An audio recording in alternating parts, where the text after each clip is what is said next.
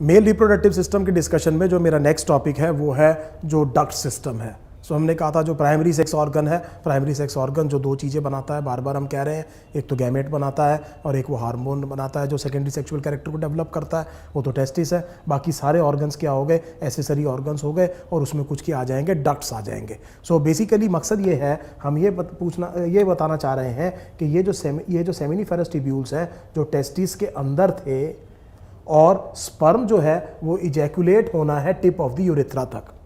So basically आप ये समझिए कि वो क्या तरीका है जिससे स्पर्म अपने साइट ऑफ प्रोडक्शन, मतलब सेमिनिफेरस ट्यूब्यूल जो कि अंदर है टेस्टिस के, वहाँ से किस तरह से कहाँ तक पहुँचता है, यूरेथ्रा तक, और यूरेथ्रा से ताकि उसको बाहर क्या किया जा सके, इजैकुलेट किया जा सके। सो बेसिकली ये जो रास्ता बनेगा इसमें मुझे कुछ डक्ट सिस्टम बनाना पड़ेगा और इस डक्ट सिस्टम को मैं क्या कह रहा हूँ, मेल डक्ट सिस्टम। ये वो रास्ता बनेगा जो स्पर्म अपने साइट ऑफ प्रोडक्शन से अपने इजैकुलेशन तक कवर करेगा। So this is how the sperm will be carried from here till here. So हमें ये बहुत ध्यान से देखनी है कि ये कौन कौन से डक्ट हैं जो कि इन दोनों पार्ट को, साइट ऑफ प्रोडक्शन और साइट ऑफ इजैकुलेशन को आपस में क्या करेंगे, इंटर कनेक्ट करेंगे।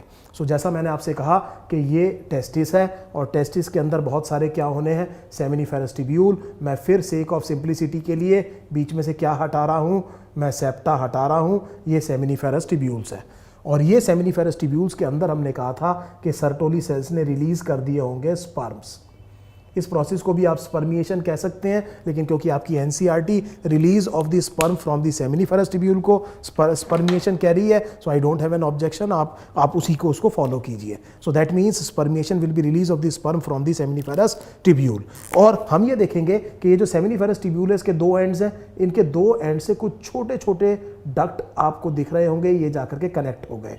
तो स्पर्म यहाँ से निकल करके कहाँ आएगा, इन छोटे छोटे स्ट्रेट डक्ट्यूल्स में आएगा। सो आपको ये समझ में आ गया कि हमने ये कहा कि बना कहाँ था, सेमिनिफेरस ट्यूब्यूल के अंदर, और वहाँ से निकल के कहाँ आया, इस पर्टिकुलर पार्ट में आया। इस प्रोसेस को आपने क्या कहा, स्पर्मिएशन। इस प्रोसेस को आपने क्या कहा, स्पर्मिएशन। और अगर हम इस डक्ट सिस्टम की बात करें तो इस वाले पार्ट को हमने कहा था सेमिनिफेरस ट्यूब्यूल्स, सेमिनिफेरस ट्यूब्यूल्स। और ये जो छोटे छोटे मैंने स्ट्रेट डक्ट्स बनाए हैं इनको हम कहेंगे ट्यूबुलाए रेक्टाए, इनको हम कहेंगे ट्यूबुलाए रेक्टाए। सो इसको हमने क्या कहा, ट्यूबुलाए रेक्टाए। अब ये जितने भी ट्यूबुलाए रेक्टाए हैं ये सब आकर के एक एनास्टमोजिंग चैनल में खुल जाएंगे। सो हम ये कह रहे हैं the tubulae rectae will open into an anastomosing channel. So as you can see this is the anastomosing channel, जिसमें आकर के कौन खुल रहे हैं, सारे के सारे ट्यूबुलाए रेक्टाई आकर के खुल रहे हैं। और इस एनास्टमोजिंग चैनल को आप कहेंगे रेटेटेस्टिस। इसको आपने क्या कहा, रेटेटेस्टिस। और रेटेटेस्टिस से बाहर निकलेंगे 15 to 20 इफरेंट डक्ट्यूल्स। और इन इफरेंट डक्ट्यूल्स को आप इस नाम से भी बुला सकते हैं, इन्हें आप कह सकते हैं वासा इफरेंशिया। इसको आप क्या कह सकते हैं, वासा इफरेंशिया या इफरेंट डक्ट्यूल्स। तो अब तक मैंने चार चीज़ें बनाई। पहला मैंने कहा सेमिनिफेरस ट्यूब्यूल, सेमिनिफेरस ट्यूब्यूल ये वो जगह थी जहाँ पर स्पर्म बना था। फिर हमने कहा स्पर्मिएशन से रिलीज हुआ, किस में आ गया, ट्यूबुलाए रेक्टाई में आ गया। फिर यहाँ से एक एनास्टमोजिंग चैनल में गया और इस चैनल को हमने कहा रेटेटेस्टिस। इसके बाद हमने कहा कि रेटेटेस्टिस से 15 to 20 नंबर कम हो गया, हमने कहा क्या बाहर निकले हैं, इफरेंट डक्ट्यूल्स या वासा इफरेंशिया, वासा इफरेंशिया, ये हमने कह दिया। अब आप बड़े ध्यान से देखिए, ये जो चारों चीज़ें हैं ये मैंने इसलिए लिखी हैं क्योंकि ये चारों मिलकर के बनाती हैं what is called as the intra testicular duct system, intra testicular duct system. So आप देख रहे हैं कि ये चारों डक्ट्स एक्चुअली किसके अंदर हैं, टेस्टिस के अंदर हैं। इसीलिए मैं इन चारों को मिला के क्या कह रहा हूँ, intra testicular duct system. Exam में क्वेश्चन आ सकता है which of the following is not a part of the intra testicular duct system. तीन इनमें से कोई होगा और चौथा हो सकता है एपिडिडाइमिस या वास डिफरेंस चॉइस में आ जाए। So you can understand the question that can be form from here. So please understand ये इंट्रा टेस्टिकुलर डक्ट सिस्टम है जिसके चार पार्ट हैं। अब ये डक्ट्स बाहर निकल गए हैं टेस्टिस से, लेकिन अभी किसके अंदर हैं, स्क्रॉटम के अंदर हैं। सो ये डक्ट अब हम कह रहे हैं एक्स्ट्रा टेस्टिकुलर, लेकिन इंट्रा स्क्रॉटल हम बात करेंगे। सो हम ये देखेंगे कि यहाँ पर ये जो इफरेंट डक्ट्यूल्स हैं ये मिल करके एक बनाएंगे highly tortuous, highly coiled and very elongated and the longest of the duct of the male system. और इस डक्ट को आप कहेंगे एपिडिडाइमिस। इस डक्ट को आप क्या कहेंगे? एपिडिडाइमिस। ये बहुत टॉर्चुअस और कॉइल्ड स्ट्रक्चर आपको दिख रहा है। इस डक्ट को आपने क्या कहा है? एपिडिडाइमिस। एपिडिडाइमिस। सो ये एपिडिडाइमिस हमने ये देखा कि ये टेस्टिस के बाहर है लेकिन स्क्रोटम के अंदर है। ये highly coiled, very tortuous, highly convoluted और बहुत लंबा डक्ट है। और आप देख रहे हैं ये कुछ यहाँ पर इकट्ठा है, कुछ ये डिस्टिंक्ट पार्ट और 3 डिस्टिंक्ट पार्ट इसके दिखाई दे रहे हैं। ये जो सबसे पहला पार्ट है इसे इसका हेड कहा जाता है। हेड के लिए शब्द होता है कैपट, तो इसे हम कहेंगे कैपट एपिडिडाइमिस। इसको हमने कहा कैपेट एपिडिडाइमिस। बॉडी के लिए शब्द होता है कॉर्पस, इसीलिए इस पार्ट को हम कहेंगे कॉर्पस एपिडिडाइमिस। Corpus epididymis. और ये टेल होगी, टेल के लिए शब्द होता है कॉडा, इसीलिए हमने इसको क्या कहा है?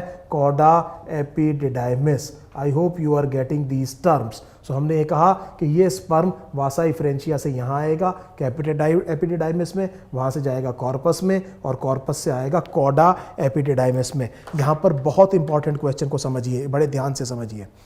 जब वो स्पर्म बना था तो हमने ये देखा था कि स्पर्म की एक फ्लैजेलम होती है, लेकिन human sperm, human male system के अंदर, ह्यूमन मेल रिप्रोडक्टिव सिस्टम के डक्ट्स के अंदर अपनी फ्लैजेलम से मूव नहीं करेगा।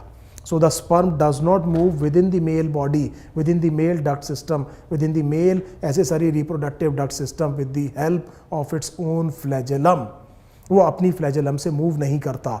वो फ्लैजेलम से मूव करेगा after insemination, after deposition, after being deposited in the female genital tract. Only then the sperm, even then after spending some time in the female genital tract it will undergo a process. That process will be called as capacitation. उस capacitation की वजह से उसके ऊपर जो inhibitors होंगे वो हट जाएंगे और उसकी वजह से वो हाइपर मोटिलिटी शो करेगा और अपनी फ्लैजेलम की मदद से फीमेल डक्ट सिस्टम में क्या करेगा? मूव करेगा। लेकिन यहाँ पर ये उस तरह से मूव नहीं करता, जैसा मैंने अभी आपको बताया कि वो क्या होता है, वहाँ पर क्या होता है, उसके ऊपर इनिबिटर्स होते हैं। अब इस बात को समझिए कि अब एग्जामिनर आपसे पूछेगा कि फिर ये स्पर्म आगे जा कैसे रहा है। अगर आप ये कह रहे हैं कि स्पर्म अपनी फ्लैजेलम से मूव नहीं करता, then how the sperm is actually progressing forward? So answer is by peristalsis. एक छोटी डायमीटर की ट्यूब जिसकी वॉल में स्मूथ मसल्स हैं, तो आप समझ सकते हैं उसके अंदर जो कॉन्ट्रैक्शन होंगे, उसकी जो स्मूथ मसल्स में कॉन्ट्रैक्शन होगा जिसकी वजह से जैसे आपके जीआईटी में होता है, सो चीज़ें आगे जाती हैं। इस प्रोसेस को हम क्या कहते हैं? पेरिस्टाल्सिस। एक फ्लूइड होगी, उस फ्लूइड में स्पर्म पड़े हुए होंगे और वो फ्लूइड आगे मूव करेगी किससे? एक वेव लाइक कॉन्ट्रैक्शंस की मदद से, जिन्हें हम कहते हैं पेरिस्टाल्सिस। तो ये जो स्पर्म यहाँ पर मूव कर रहा है वो किसकी मदद से कर रहा है? पेरिस्टाल्सिस। तीसरी बार आपसे कह रहा हूं कि it is not moving with the help of its own flagellum. Now when the sperm reaches the epididymis, जब स्पर्म एपिडिडाइमिस में आता है तो उसमें 2 चीजें आपको इंपॉर्टेंट समझनी है मेडिकल एंट्रेंस एग्जाम के लिए। पहली चीज तो ये कि एपिडिडाइमिस में आकर के स्पर्म मैच्योर होता है। So that means the maturation of the human sperm occurs in epididymis. This is the question. आप सीधा मैं जो आपको क्वेश्चन कराए जा रहा हूँ इनको याद रखने की कोशिश कीजिए। हमने ये कहा कि जो ह्यूमन स्पर्म है उसका मैच्योरेशन कहाँ पर होता है? एपिडिडाइमिस में। अब एग्जामिनर आपसे पूछ सकता है कि इस मैच्योरेशन का मतलब क्या है? इस मैच्योरेशन का मतलब ये है, सो पहले तो मैं आपको ये बता दूं कि एपिडिडाइमिस में जो प्रोसेस हुआ है उस प्रोसेस को हमने क्या कहा है? मैच्योरेशन। इस मैच्योरेशन का मतलब ये हुआ कि स्पर्म के पास 2 कैपेबिलिटीज़ आ गई हैं। पहली कैपेबिलिटी आ गई है मोटिलिटी की, लोकोमोशन की, और दूसरी कैपेबिलिटी आ गई है फर्टिलाइजेशन की। सो इस मैच्योरेशन का मतलब ये है कि स्पर्म के अंदर ये 2 कैपेबिलिटी आ गई हैं। Let me be very clear at the outset, this maturation is nothing but simply an ageing process. अगर आप समझ सके तो एपिडिडाइमिस क्योंकि सबसे लंबा है तो स्पर्म सबसे ज़्यादा देर किस में रहेगा, एपिडिडाइमिस में, इसलिए उसकी उम्र सबसे ज़्यादा कहाँ बढ़ेगी, एपिडिडाइमिस में। और उम्र के बढ़ने को हम क्या कहते हैं, मैच्योरिटी, और इसी प्रोसेस को मैं क्या कह रहा हूँ, मैच्योरेशन। ध्यान देने वाली बात यह है कि इस मैच्योरेशन की वजह से इस स्पर्म के पास में दो कैपेबिलिटीज़ आ गई हैं। एक कैपेबिलिटी आ गई है लोकोमोशन की और दूसरी कैपेबिलिटी आ गई है फर्टिलाइजिंग दी ओवम की। हालांकि ये दोनों की दोनों चीज़ें वो अभी एग्जिबिट नहीं करेगा। मैं आपको पहले ही बता चुका हूं कि human sperm human male reproductive duct system में अपने फ्लैजेलम से मूव नहीं करता। वो अभी भी किससे मूव करेगा, पेरिस्टेल्सिस से मूव करेगा, अपने फ्लैजेलम से नहीं। फ्लैजेलम को वो यूज़ करेगा इंसेमिनेशन के बाद, कैपेसिटेशन के बाद में फीमेल जेनाइटल ट्रैक्ट में अपने मूवमेंट के लिए। I hope I have made myself absolutely clear to everybody who is watching this video. Next thing, इधर देखिए कि एक तो ये हो गया मैच्योरेशन। नंबर 2, यहां पर हम स्पर्म को स्टोर करते हैं। So in human male reproductive system, the sperms are stored in. The answer will be epididymis. अभी हम आगे एक एसेसरी डक्ट सिस्टम में एक एसेसरी ऑर्गन देखेंगे मेल रिप्रोडक्टिव सिस्टम का, जिसे हम कहेंगे समाइनल वेसिकल। और क्योंकि आप जब एनिमल किंगडम आप पढ़ के आए होंगे तो हर एक एनिमल किंगडम के हर एक जगह आपने देखा होगा कि समाइनल वेसिकल का बेसिकली काम क्या है, स्पर्म को स्टोर करना। शुरू में लोगों को लगता था कि ह्यूमन बींग्स में भी जो समाइनल वेसिकल्स हैं उसमें क्या स्टोर होते हैं, स्पर्म। इसीलिए ये seminal vesicle actually human being में मिसनॉमर है, क्योंकि ह्यूमन बीइंग्स में समाइनल वेसिकल में स्पर्म स्टोर नहीं होता। कहां पर होता है, एपिडिडाइमिस में। इस एपिडिडाइमिस के 3 पार्ट हैं। सिर को मैंने कहा कैपेट एपिडिडाइमिस, बॉडी को मैंने कहा कॉर्पस एपिडिडाइमिस, और टेल को मैंने क्या कहा, कॉडा एपिडिडाइमिस। यहां तक आते आते स्पर्म काफी क्या हो चुका है, मैच्योर हो चुका है। और इस जगह पर स्पर्म मैच्योर भी हुआ है और स्टोर भी हुआ है। और इसीलिए हम एपिडिडाइमो ऑर्काइटिस, कई बार ये कंडीशन होती है, इसका मतलब है inflammation of testis and epididymis. So epididymo orchitis, orchitis शब्द मैंने आपको बताया था, ऑर्काई शब्द किसके लिए है, टेस्टिस के लिए। सो कई बार दोनों क्या हो सकते हैं, इन्फ्लेम्ड हो सकते हैं। इस डिसीज कंडीशन को हमने क्या कहा, epididymo orchitis. I hope this is absolutely clear. Now let us see what happens now. This epididymis continues into a broader and shorter duct and straighter as well. So हम ये कह रहे हैं कि ये जो एपिडिडाइमिस है एक ब्रॉडर, शॉर्टर और स्ट्रेटर डक्ट में कंटिन्यू करता है, और इसको हम कहते हैं वास डिफरेंस। इसको हम कहते हैं वास डिफरेंस। और ये वास डिफरेंस इस तरह से ऊपर जाएगा, स्क्रोटम से बाहर निकलेगा, ये जाएगा इंग्वाइनल कैनाल में, और इंग्वाइनल कैनाल की मदद से ये पहुंच जाएगा लोअर एब्डोमेन में, जिसे हमने कहा था पेल्विस, और वहां पर ब्लैडर से क्या करेगा, लूप करेगा, और लूप करने के बाद में फॉरवर्ड डायरेक्शन में चलेगा। So what is the part of the duct of the human male system that actually re-enters into the abdomen from the scrotum? The answer will be vas differens, and hence I told you that this vas differens is the content of the inguinal canal. So एक बात को एक बार और समझिए, एक vas deferens इधर से, एक वास डिफरेंस इधर से, ये दोनों वास डिफरेंस दोनों इंग्वाइनल कैनाल से कहाँ जाएंगे, कहाँ जाएंगे, लोअर एब्डोमेन में, जिसे मैंने कहा पेल्विस, और वहां पर वो लूप करेंगे ब्लैडर के ऊपर इस तरह से, और फिर फॉरवर्ड डायरेक्शन होगा, and then they will enter into the penile shaft. Penis is the male copulatory organ, and then there will be urethra, and at the tip of the urethra the sperms are going to be ejaculated. So आपको यहां तक ये बात समझ में आ गई। इसको हम एक बार फिर रिवाइज करते हैं। स्पर्म बना था सेमिनिफेरस टिब्यूल में, सेमिनिफेरस टिब्यूल से छोटे छोटे स्ट्रेट टिब्यूल शुरू हुए थे, जिन्हें हमने कहा था ट्यूबुलार रेक्टाई। ट्यूबुलार रेक्टाई जाकर के एनास्टमोजिंग चैनल में खुल गए थे। इस चैनल को हमने कहा था रेटेटेस्टिस। रेटेटेस्टिस से कुछ इफरेंट डक्ट्स निकले थे। इफरेंट डक्ट्स जाकर के जुड़े थे कैपेट एपिडिडाइमिस में। कैपेट एपिडिडाइमिस से कॉर्पस, कॉर्पस से कॉडा एपिडिडाइमिस, और उससे एक स्ट्रेटर शॉर्टर डक्ट शुरू हुआ था, जिसे हमने कहा था वास डिफरेंस। इस बीच में स्पर्म मैच्योर भी हो चुका है, उसमें कैपेबिलिटी आ गई है लोकोमोशन की, फर्टिलाइजेशन की। हालांकि उसके ऊपर इनहिबिटर्स हैं, वो दोनों को एग्जिबिट नहीं करेगा। और स्पर्म हमने कहा था कुछ देर के लिए, काफ़ी देर के लिए कहाँ पे स्टोर होता है, कहाँ पर स्टोर होता है, एपिडिडाइमिस में। और ये वास डिफरेंस इन स्पर्म्स को लेकर के वापस कहाँ जा रहे हैं, एब्डोमेन में। और एब्डोमेन के बाद में they are looping over the bladder, and then they will continue into a forward course, and that forward course will take them into the penile shaft, and then into the urethra, and from where at the tip the sperms are going to be ejaculated. So मैं इसके बाद में जो forward course है आपको दिखा रहा हूं। अब हम ये देख रहे हैं कि ये जो वास डिफरेंस है ये स्क्रोटम से निकल के कहां पहुंच चुके हैं, ये कहाँ पहुँच चुके हैं, लोअर एब्डोमेन में। इंसिडेंटली आपको एक बात बता दूं कि यहीं स्क्रॉटम को मैनिपुलेट करने के बाद में हम इस वास डिफरेंस को कट करके लाइगेट कर सकते हैं। इस प्रोसेस को हम कहते हैं नॉन स्कैल्पल वेसेक्टमी। वेसेक्टमी का मतलब होता है वास डिफरेंस को कट करके उसके एंड्स को इवर्ट करके लाइगेट करना। और वो पेशेंट्स वो human beings, I am sorry to say, they are not patients actually, वो लोग दोज वो अंडरगो वेसेक्टमी, उनके सीमन में स्पर्म्स नहीं होंगे, उनके सीमन में स्पर्म्स नहीं होंगे। सो हम ये देखते हैं कि ये जो वास डिफरेंस कहाँ पहुँच चुका है, एब्डोमेन में पहुँच चुका है, इसका फॉरवर्ड कोर्स कैसा है। आप ये अंडरस्टैंड कीजिए, एक वास डिफरेंस ये आ रहा है, एक वास डिफरेंस ये आ रहा है। The tip of the vas deferens और the end of the vas deferens are dilated, और इनको हम कहेंगे एम्पुला ऑफ वास, इनको हम कहेंगे ampulla of vas. So ampulla of vas are the dilated ends of the vas deferens, and the ampulla of the vas receive the ducts of a paired gland. These paired glands, they are called as seminal vesicles.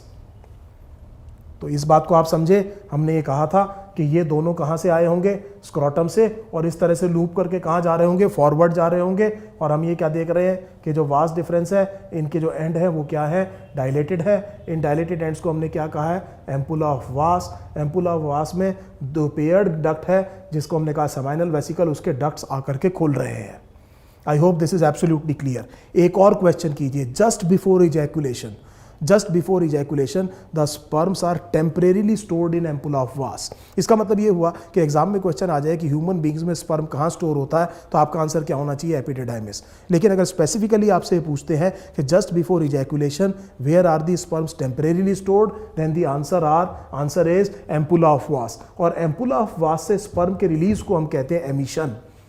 Emission, सो ये मैं दूसरी term इस्तेमाल कर रहा हूँ, emission. इससे पहली term मैं इस्तेमाल कर चुका हूँ spermiation, that was release from seminiferous tubule. अब मैं कह रहा हूँ रिलीज फ्रॉम एम्पुला ऑफ वास, इस कंडीशन को मैं कह रहा हूँ एमिशन। और तीसरी चीज हम देखेंगे the release from the tip of the urethra, that will be called as ejaculation. So तीनों टर्म्स का डिफरेंशिएशन आप कीजिए, एक spermiation release from seminiferous tubule, एक emission release from the ampulla of the vas, और तीसरा ejaculation which is the release from the tip of the urethra. तो इतनी बात समझने के बाद में अब हम ये देखते हैं कि यहाँ क्या हो रहा है। तो हमने ये कहा कि ये जो एम्पुला ऑफ वास है ये अब आगे जाएगा और ये आकर के जुड़ गया, और जुड़ने के बाद में it continues as what is called as ejaculatory duct. So it continues as what is called as ejaculatory duct. The ejaculatory duct is covered by an unpaired gland, and this unpaired gland is called as the prostate. Please understand, मैंने इसको unpaired कहा है। आपको दिखने में ये paired लग रहा होगा, लेकिन ये डोनट की तरह इस तरह पकड़ लेता है। सो आपने डोनट्स खाए होंगे, डोनट्स के बीच में जो छेद होता है, तो ये डोनट की तरह से है, ये इस तरह से पकड़ लेता है कि इसको इजैकुलेटरी डक्ट को। तो अगर आप कट सेक्शन देखेंगे तो आपको ऊपर नीचे दिखाई देगा, लेकिन आप समझ सकते हैं कि ये प्रोस्टेट इसको डोनट की तरह क्या करा हुआ है, डोनट की तरह क्लैस्प किया हुआ है। और prostatic ducts open into the ejaculatory duct, and within the prostate the urethra is form. तो यूरिथ्रा आप जानते हैं, ह्यूमन मेल में यूरिथ्रा के दो काम है, यूरिन को भी ले जाता है और स्पर्म को भी लेके जाता है। तो इसका मतलब एक यूरिथ्रा का पार्ट कहाँ से आ रहा होगा, ब्लैडर से भी आ रहा होगा, और हमें रास्ते में कुछ वॉल्व्स बनाने होंगे ताकि वन वे ट्रांसपोर्ट हो सके ज़रूरत पड़ने पर। ये आप फर्स्ट ईयर MBBS में पढ़ेंगे। सो हमने कहा कि ये क्या बन गया है, यूरिथ्रा, और ये यूरिथ्रा जैसे ही बाहर निकला it will enter into the penile shaft. Penis is again I am saying the male copulatory organ, उसका जो शाफ्ट होता है उसमें क्या एंटर करेगा, यूरिथ्रा। और इसकी बिगिनिंग में आपको एक opening of a paired gland दिखाई देंगे। इस पेयर्ड ग्लैंड को आप कहते हैं बल्बो यूरिथ्रल ग्लैंड्स, और बल्बो यूरिथ्रल ग्लैंड्स को हम एक और नाम से जानते हैं, इनको हम कहते हैं कॉपर्स ग्लैंड्स, इनको हम कहते हैं कॉपर्स ग्लैंड। सो इसके बाद ये किस में घुस गया, पिनाइल शाफ्ट में। रास्ते में बहुत सारे there will be numerous what are called as the glands of Littre, इनको हम कहते हैं ग्लैंड्स ऑफ लिटर। तो अगर हम पेनिस का जो कट शाफ्ट है, उसका कट सेक्शन देखें तो हम ये देखेंगे कि उसमें कुछ वास्कुलर स्पेसेस हैं। So please understand, erection of the male copulatory organ is a vascular phenomena. Penile shaft contains some spaces which can be filled with blood, और इनमें से दो को हम कहते हैं कॉर्पोरा कैवर्नोसा, और एक जो पीछे पड़ी है इसको हम कहते हैं कॉर्पस स्पॉन्जियोसम। सो इन दोनों ब्लड वास्कुलर स्पेसेस को हमने क्या कहा, कॉर्पोरा कैवर्नोसा, और ये जो सिंगल पीछे है इसको हमने कहा कॉर्पस स्पॉन्जियोसम, और ये urethra runs in the corpus spongiosum. Again a very important question. So फिर ये समझिए कि ये कहाँ पर रन करती है, कॉर्पस स्पॉन्जियोसम में। और फिर ये टिप पर आप जानते हैं एक स्फिंक्टर होगा, एक्सटर्नल यूरिथ्रल स्फिंक्टर, एक इंटरनल यूरिथ्रल स्फिंक्टर अंदर होना चाहिए। अगर आपको याद आ रहा है जो हमने मिक्चुरेशन रिफ्लेक्स बताया था, वहाँ पर आपको दिखाया था इंटरनल यूरिथ्रल स्फिंक्टर, ये क्या है, एक्सटर्नल यूरिथ्रल स्फिंक्टर। और इस एक्सटर्नल यूरिथ्रल स्फिंक्टर को जब आप रिलीज करेंगे तब यहाँ से क्या होगा, स्पर्म, इन प्रोसेस को आप कहेंगे इजैकुलेशन। और इजैकुलेशन के बाद में they will be inseminated. Insemination का मतलब होता है deposition, deposition into the female genital tract would be called as insemination. So I hope you have understood the duct system. इस सिस्टम को एक बार आप मेरे साथ रिवाइज कीजिए। जैसे चलिए मैं आपको आपकी एनसीईआरटी का एक डायग्राम दिखाता हूं, और इस एनसीईआरटी के डायग्राम की मदद से हम कोशिश करते हैं इस डक्ट सिस्टम को दोबारा समझने की। तो अगर आप इसको ध्यान से देखें तो ये टेस्टिस है। टेस्टिस में आपने ये कहा कि ये अंदर इंट्रा टेस्टिकुलर डक्ट सिस्टम होगा। फिर आपने कहा ये वासा इफ्रेंशिया है, और ये वासा इफ्रेंशिया आप देख रहे हैं एपिडिडाइमिस का कैपट। ये आपने कहा कॉर्पस, यहाँ पर क्या बनाया, कॉडा, और उसके बाद में इससे शुरू हुआ है वास डिफरेंस। ये वास डिफरेंस इंग्वाइनल कैनाल से ऊपर जाएगा, इंग्वाइनल कैनाल से जाके आप देख रहे हैं it is looping over the bladder and it is continuing. ये डायलेटेड पार्ट है, इसको आपने कहा एम्पुला। एम्पुला जुड़ करके बना, एम्पुला में आकर के खुले समाइनल वेसिकल, उसके बाद में बना इजैकुलेटरी डक्ट। इजैकुलेटरी डक्ट के चारों तरफ डोनट की तरह आपने देखा प्रोस्टेट है। प्रोस्टेट के बाद में ये घुसा है पिनाइल शाफ्ट में। पिनाइल शाफ्ट का ये जो पार्ट है इसे कहते हैं कॉर्पस स्पॉन्जियोसम। इसकी ओपनिंग पे आपने देखा है बल्बो यूरिथ्रल ग्लैंड्स हैं, और उसके बाद में आप देख रहे हैं ये यूरिथ्रा और ये ग्लांस पेनिस, और ये टिप पर आप देख रहे हैं there will be a meatus. This meatus will be guarded by a sphincter, and this sphincter will be called as external urethral sphincter, through which ejaculation occurs and the sperms are inseminated into the female genital tract, where after capacitation they will actually show their locomotion. They will show the locomotion. So I hope you have understood the duct system. एक बार, क्योंकि इसमें multiplicity of term है, तो मेरे साथ एक बार revise कीजिए। हमने कहा कि टेस्टिस के अंदर स्पर्म बना सेमिनिफेरस टिब्यूल में, सेमिनिफेरस टिब्यूल से आया ट्यूबुलर रेक्टाई में, ट्यूबुलर रेक्टाई से आया एक एनास्टमोसिंग चैनल जिसे हमने कहा रेटे टेस्टिस। रेटे टेस्टिस से बाहर निकली कुछ इफरेंट डक्ट्यूल्स या वासा इफ्रेंशिया, और इन चारों चीज़ों को हमने कहा कि ये इंट्रा टेस्टिकुलर डक्ट सिस्टम है। अब चीज़ें एक्स्ट्रा टेस्टिकुलर लेकिन इंट्रास्क्रोटल हुई हैं। ये जाकर के जुड़ेंगे एपिडिडाइमिस में। उसका पहला पार्ट था कैपट, उसके बाद था कॉर्पस, उसके नीचे था कॉडा। और हमने कहा था इस एपिडिडाइमिस में दो चीज़ें होंगी, स्पर्म एक तो मैच्योर होगा और दूसरा उसमें कैपेबिलिटी आ जाएगी फर्टिलाइजेशन की। हालांकि दोनों चीज़ें वो अभी एग्जिबिट नहीं करेगा। और कॉडा एपिडिडाइमिस से हमने कहा कि एक शॉर्टर, स्ट्रेटर और ब्रॉडर डक्ट शुरू हुआ है, जिसको हमने कहा वास डिफरेंस। ये वास डिफरेंस वापस कहाँ जाएगा, इंग्वाइनल कैनाल के थ्रू लोअर एब्डोमेन, जिसे हमने कहा pelvic cavity. It will loop over the bladder, जैसा आपने डायग्राम में देखा था, and it will run into a forward course. और ये जो एम्पुला, ये जो वास डिफरेंस है, इसके दोनों के एंड्स क्या होंगे, डायलेटेड होंगे। उसको हमने कहा एम्पुला ऑफ वास। और एम्पुला ऑफ वास में हमने कहा था कि टर्म जो स्पर्म है वो टेम्परेरीली क्या होते हैं, स्टोर होते हैं, और वहाँ से रिलीज को हम कहते हैं एमिशन। उसके बियॉन्ड हमने कहा they will continue as ejaculatory duct, and the ejaculatory duct will be enveloped by a doughnut shaped prostate, and prostatic duct will be opening into the ejaculatory duct, and then the urethra will be formed. Urethra will be entering into the penile shaft, into the corpus spongiosum. At the beginning there will be a paired duct which is called as bulbourethral gland. उसके duct आकर के खुलेंगे, पूरे रास्ते में multiple glands of litre होंगे। Last में जाकर के एक स्फिंक्टर होगा जिसे हमने कहा था एक्सटर्नल यूरिथ्रल स्फिंक्टर, जिसके थ्रू इजैकुलेशन और इंसेमिनेशन होगा। आई hope you have understood the male accessory reproductive duct system. जब मैं वापस आऊँगा तो मैं आपको सीमन के बारे में बताऊँगा, and we will discuss the concept of male fertility and thereby finishing the male reproductive system. Thank you.